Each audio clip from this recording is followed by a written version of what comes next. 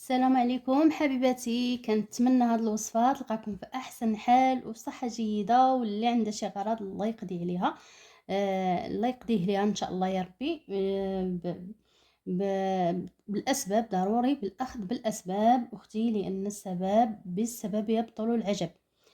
هاد الوصفه هذه بين الطلب تاع الاخوات اللي بقيت بلا زواج، اللي بقيت كيتسناو مادين يديهم الحنه، وكيقولوا ما عندناش الزهر وما عندناش يعني الحظ، وهو الزهر عند الله سبحانه وتعالى. غير حنا كناخذوا بالاسباب، حنا كناخذوا بالاسباب في هاد الوصفات اللي سهل الامر ديالو، كيسهل ليه باي حاجه بسيطه كيديرها، وكتكون هي مجرد سبب. واللي عنده شي حاجه مستعصيه راه حتى هي راها عندها سبب، النهار يوصل لك الاجل او لا غادي ديري واحد السبب. يعني كل وحده كيختلف، كتختلف على الاخرى. كاين اللي عنده شويه صعيب، كاين اللي عنده سهل، كاين اللي غير مجرد دير الوصفه تنجح معاها. اول حاجه اختي غتحضري النيه تاعك باش ربي يسر لك الامر ديالك، وما تقلقيش، لان تقولي انا راه مازال ما جابش ليا الله، ربما هذيك فيها خير. كان غادي يجيك شي واحد غيعذبك في الحياه ديالك، اولا شي واحد يعني ما يستاهلكش. لهذا اختي التأني واتخاذ القرار تاع الزواج راه ماشي سهل. واي وحده كتمنى وكتسنى دير هاد الوصفه هذه اختي، راه ماشي غير في الزواج فقط، يعني راه الحياه راه ما فيهاش غير الزواج، فيها الخدمه، فيها بزاف تاع الحوايج يعني اللي هما كاينين. ولكن فانسان ملي كيجرب الزواج كترتاح ليه نفسيته، كيقول بعدا انا كملت الدين ديالي وتزوجت. باش اختي تيسر لك الامر ديالك غادي ديري معايا هاد الوصفه. بالنسبه لهاد الوصفه راه تتنقسم على جوج ديال القسمين. بالنسبه اللي عندها الام ديالها باقيه حيه والاب ديالها باقيين حيين، غادي نعطيك الطريقه باش ديري الوصفه. اما بالنسبه اللي توفى ليها الاب ديالها وبقات عندها الام ديالها، غادي دير معايا الطريقه الاخرى. هذه وصفه كدار بالام او لا بالام والاب.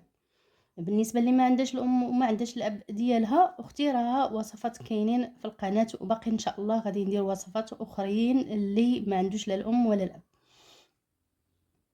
هاد الوصفه هذه راح مجربه وتاع الجدوات وتاع الناس الزمان، لهذا ضروري غنحطها كيف ما هي، يعني كيف ما كتحط كيف ما غنعطيها لك.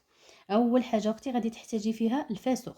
الفاسوخ سواء عندك الفاسوخ الوسقي اللي كيكون يعني كيتلصق وكيكون لونه فيه الصفوريه، اولا الاسود اللي كيكون لونه اسود، يعني اللي توفر عندك وكان عندك في المتناول هو اللي غادي نديروه. بالنسبه للمكون الثاني اللي هي حجره تاع الشبه، الشبه اللي خطيره مع هاد الوصفه هذه، وشويه ديال الحرمل، يعني غير قريصه اللي هزات يديك تاع الحرمل، ماشي بالضروره يكون الحرمل كتير. والمكون المكون الرابع اللي هو هذا، كيف ما قلنا شويه تاع الحرمل والفاسوخ الوسقي والشبه. هادو غادي نحتاجوهم في هذه الوصفه اللي غادي نديروها، اللي عندها العكس تاع الزواج واللي عندها سحر ما خلاهاش دير حتى شي حاجه في الحياه ديالها.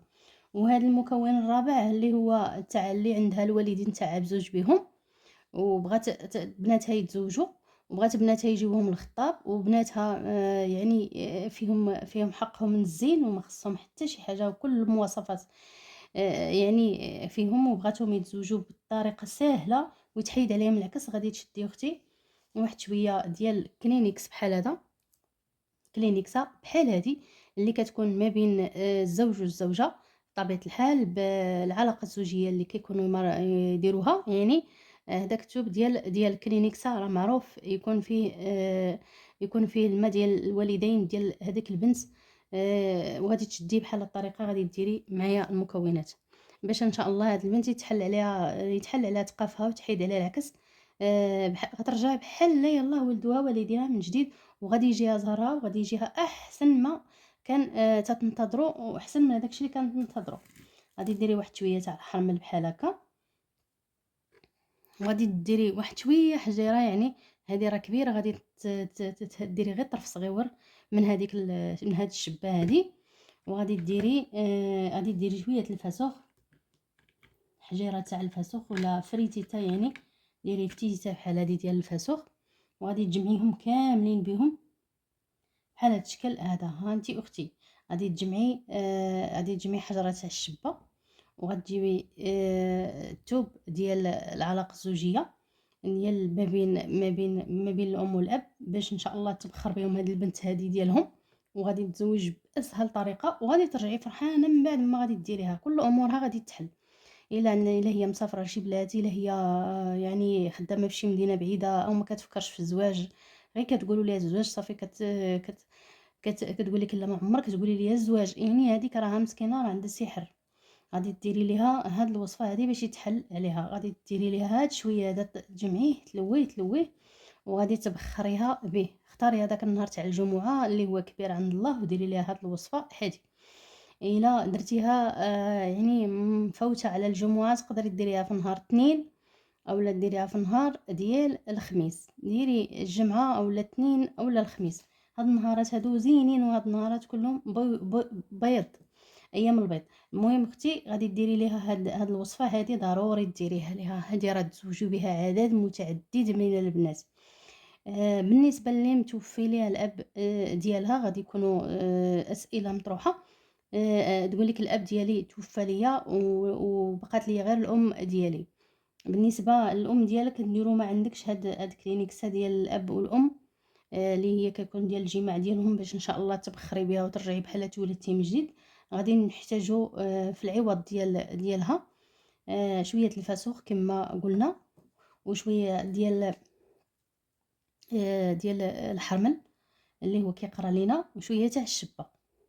وغادي تجيبي الاظافر ديال الام ديالك، اظافر ديال يديها، والاظافر تاع رجليها، والشعر تاع راسها، والشعر ديال تحت الابطين، وشويه من الشعر ديال العانه. وغادي تشديهم وغادي تجمعيهم في واحد كلينيكسه. واخا ما عندهاش الاب، غادي تجمعي واحد كلينيكسه نقيه نظيفه، وغادي تجيبي فيها هاد المكونات كاملين وتحزميهم، وغاديريهم ليها حتى هما تبخيره نهار الجمعه. وغادي يتحل عليها كل عقد ديالها، لا تقاف، لا سحر قديم، لا سحر مقابر. وغادي تزوج هذيك البنت. هاد الوصفه هذه اختي راه تزوجوا بها بنات كثارين.